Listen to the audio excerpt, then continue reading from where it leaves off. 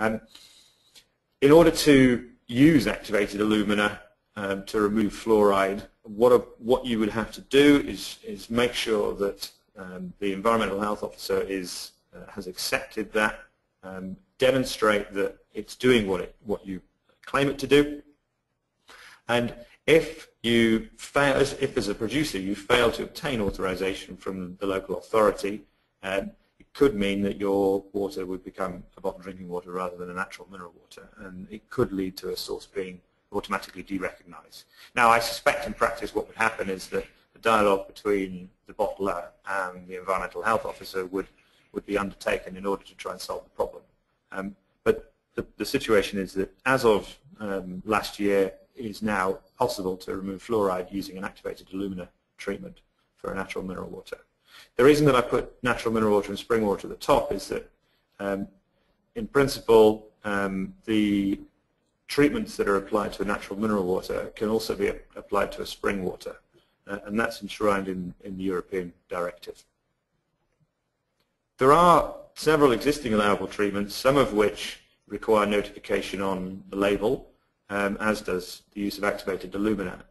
The first one here, as I mentioned a minute ago, is the use of ozone-enriched air in order to separate certain constituents, for example, manganese. Now, again, the directive and the regulations state that the use of ozone-enriched air must not have a disinfecting action. Practically speaking, it's rather difficult to see how you apply ozone into a product without it disinfecting, but the principle is that the source should be clean, the product should be equally clean, and any ozone-enriched air treatment that's used in order to remove something like manganese isn't there to disinfect, although, of course, it may well have some level of a disinfection action. It's also possible to separate unstable elements, such as iron and sulfur compounds, potentially arsenic as well, and that can be simply by an aeration and filtration mechanism. The use of ozone-enriched air and activated alumina requires, assuming it's been done under agreement with the EHO, requires it to be notified on the label.